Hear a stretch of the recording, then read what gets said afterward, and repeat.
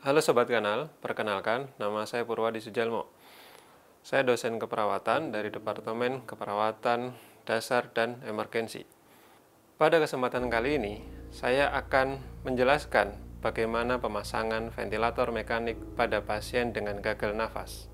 Sebelumnya, untuk mengetahui bagaimana ventilator itu ditemukan, ventilator telah ditemukan pertama kali pada tahun 1800-an dengan menggunakan konsep tekanan negatif.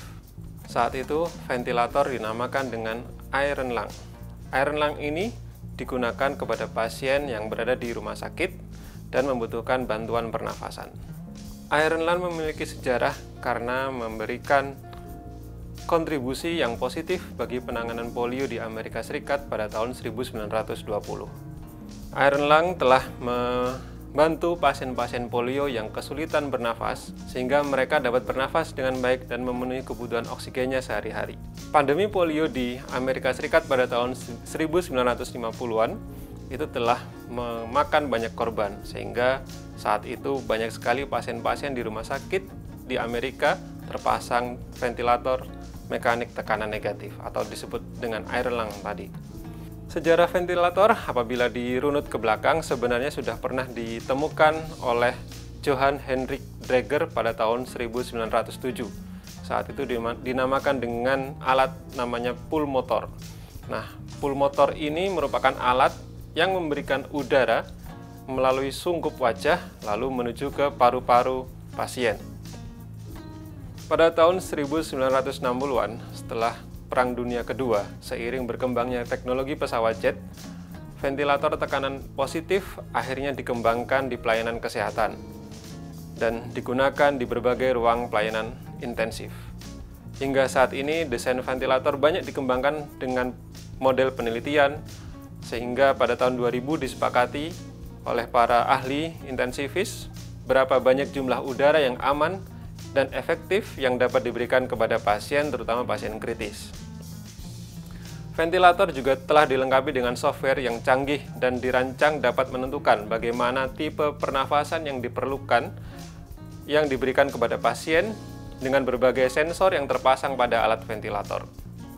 Kinerja ventilator secara umumnya adalah setelah pipa nafas dimasukkan ke dalam saluran nafas, maka udara akan masuk dari pipa tersebut dan dikontrol oleh mesin pernafasan yang kita sebut dengan ventilator.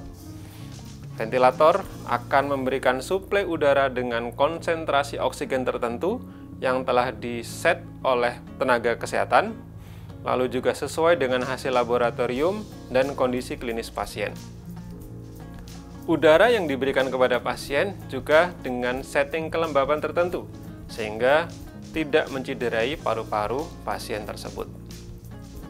Lalu bagaimana perawatan pasien dengan ventilator?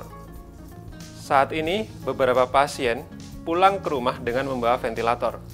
Hal ini dikarenakan pasien tersebut memiliki atau mengidap penyakit dengan jangka yang cukup panjang sehingga ventilator harus dibawa pulang ke rumah. Tentu saja, ventilator yang dibawa adalah ventilator yang membutuhkan suplai oksigen yang sangat minimal. Ventilator yang dibawa pulang ini tujuannya adalah untuk mencegah kegawatan saat pasien berada di rumah. Misal kegawatan akibat sumbatan jalan nafas saat tidur. Akibat pasien memiliki kelemahan otot pada area mulut, sehingga dengan terpasang ventilator, sumbatan akibat penutupan lidah atau sekresi yang berlebihan pada pasien tidak terjadi. Perawatan lainnya yang bisa diberikan kepada pasien dengan terpasang ventilator adalah perawatan mulut.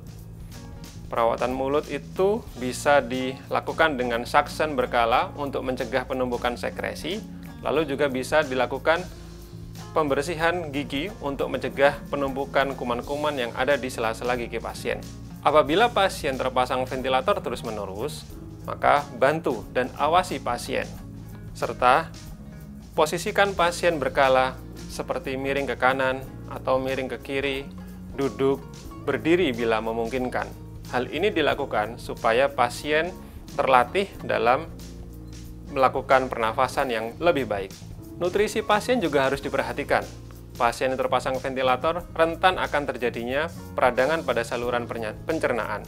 Sehingga apabila pasien terpasang ventilator, pastikan nutrisi pasien terpenuhi dengan baik. Tak lupa pula kita harus mampu mensupport pasien secara emosional, karena beberapa pasien yang terpasang ventilator akan kesulitan berkomunikasi, merasa tidak nyaman, sehingga keluarga atau tenaga kesehatan yang berada di sampingnya harus memahami apa yang diinginkan oleh pasien.